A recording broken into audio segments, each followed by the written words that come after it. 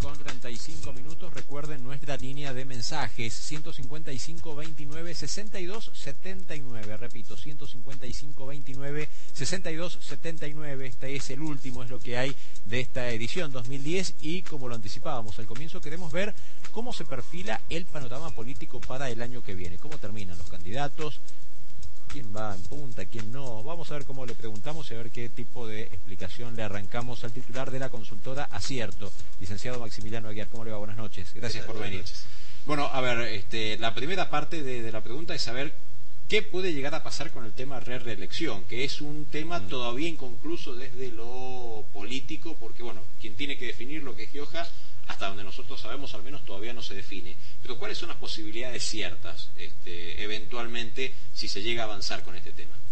A ver, en principio, hoy, tal como está dada la situación de la opinión pública, existe un importantísimo porcentaje de la población que estaría de acuerdo con eso. ¿Bien? Con lo cual la demanda de la opinión pública respecto de esa temática está planteada. Nosotros venimos midiendo este tipo de indicadores desde mucho antes de que se planteara el tema de la reelección, digamos, que es un indicador para complementar los indicadores de aceptación de gestión. Y esto es la pregunta que nosotros normalmente hacemos, es si José Luis Gioja pudiera volver a presentarse, ¿usted estaría de acuerdo con esto? ¿Bien? Los valores que ha venido teniendo ese indicador han sido siempre altos. Bien. Hemos hecho un par de placas para ir graficando, si a usted le parece, los números. No sé si le parece que las vamos compartiendo. La primera de ellas, en función de la medición que usted nos acercaba, es pensando en las próximas elecciones de 2011, donde se vuelve a elegir gobernador. ¿Usted prefiere que la persona que asuma sea de la misma política de Gioja, 78,2%? Sí, esos son varios indicadores que nosotros tenemos de esa misma línea, ¿no? En primer lugar, en ese caso aparece el valor más alto, como en los tres indicadores que miden esta misma cuestión, aparecen los indicadores más altos desde que comenzamos a medirlos.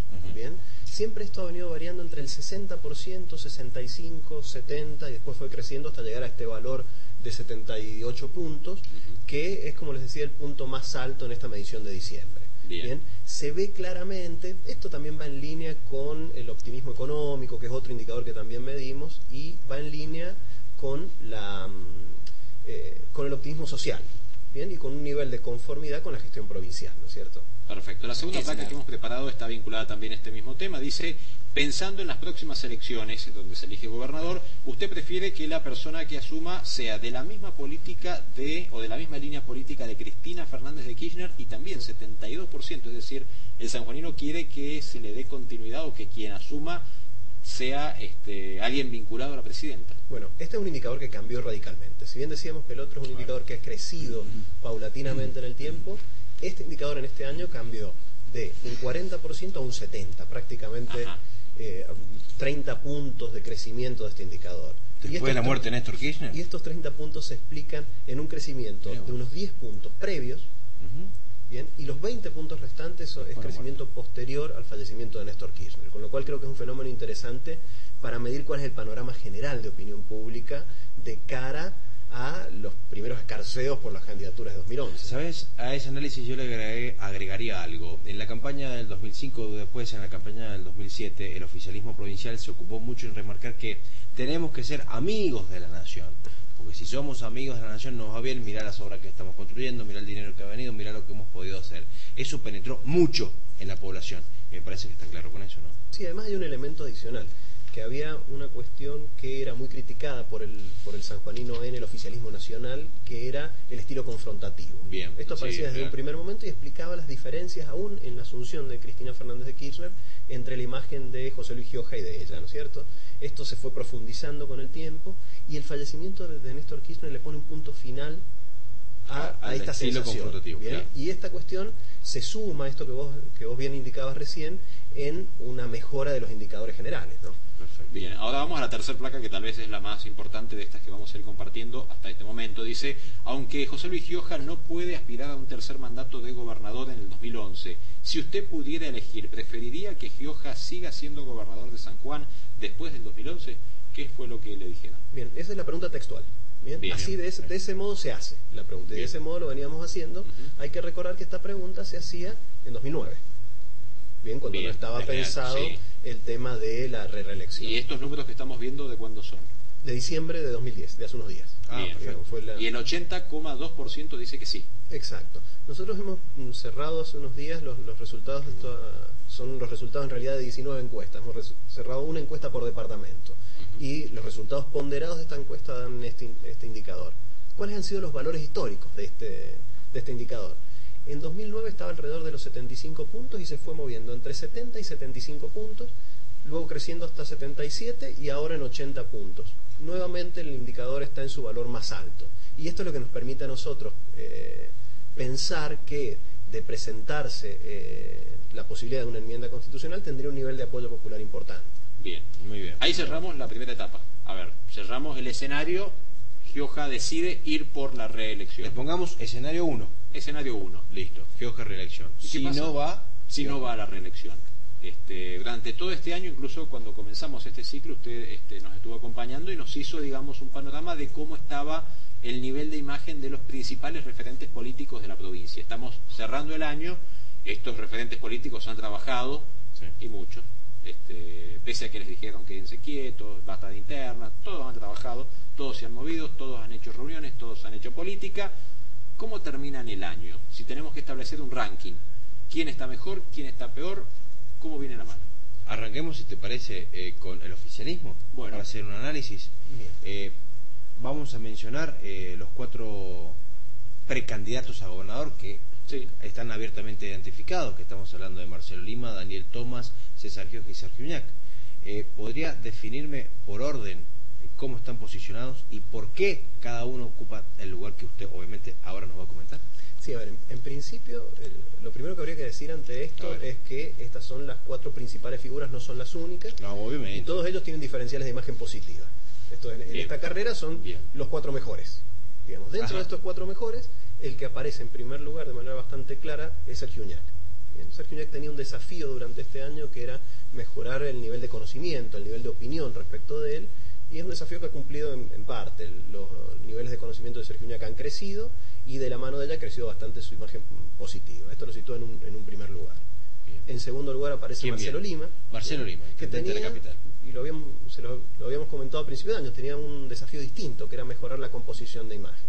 Bien, en esta mejora de la composición de imagen consiguió bastantes puntos de mejora en cuanto a su imagen positiva, sobre todo a partir del nuevo sistema de recolección de residuos, de algunas otras cuestiones que fueron mejorando su imagen y lo ubican ahora en segundo lugar. Bien. ¿En tercer lugar quién viene? En tercer lugar César Gioja, que también tuvo en la primera etapa del año un proceso de mejora que se detuvo sobre todo con el 82% móvil, que afectó a su imagen. Nosotros detectamos una caída en la imagen de César Gioja.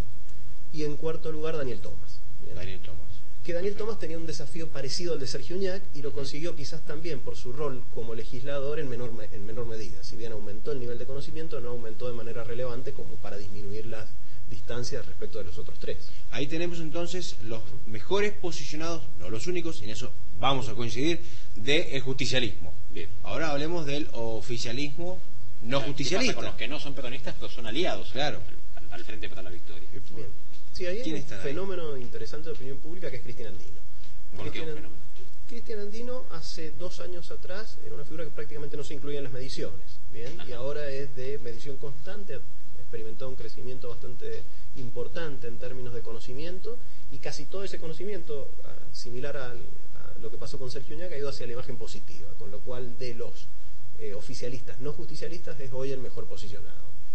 Quien sigue, a una diferencia importante, sobre todo porque tiene un nivel de conocimiento menor, y acá estamos hablando más bien de nivel de opinión. Esto es aquellos que conocen y pueden opinar sobre esa figura política. Claro, exactamente. Graciela Caselles es la quien se ubica en segundo lugar, pero a una distancia bastante importante. Aclaramos, esto no es intención de voto porque todavía no se está midiendo si usted votaría a Gastón Sugo.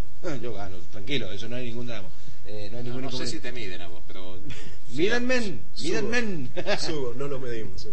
Ya vamos a ver si pena, pero es así. No, esto es imagen, conocimiento. Si usted conoce de la gestión de la persona, obviamente de quienes estamos hablando, ¿cuándo más o menos se comienza a medir intención de voto? Después que sepamos quiénes van a ser los candidatos. Tal cual, en un escenario con cierto nivel de realidad. Ahora meter a todos los políticos en una bolsa, hacer una lista de 54 precandidatos es un... poco serio, además es irreal. ¿Y qué pasa con los opositores? Bien, en los opositores aparece también, liderando claramente Roberto Basualdo, bien, Bien. En un segundo... ¿Esto es un cambio, digamos, o no? En un momento no llegó Mauricio Ibarra a estar también allí, A ver, igualando al menos. Lo que pasa es que no estaba en la misma lista. Ajá. Bien, en el momento, con Ibarra hay un antes y un después de su pase a la oposición. Bien, el pase a la oposición implica una caída de imagen que lo sitúa levemente por debajo de Roberto Basualdo a principios de este año, que fue la oportunidad previa que tuvimos de charlar de este tema. ¿Qué ha pasado durante el año? Que explique que hoy Basualdo esté un poco más lejos de Mauricio Ibarra. La estrategia de Basualdo ha tenido que ver con esta cuestión de demanda ciudadana de no confrontación.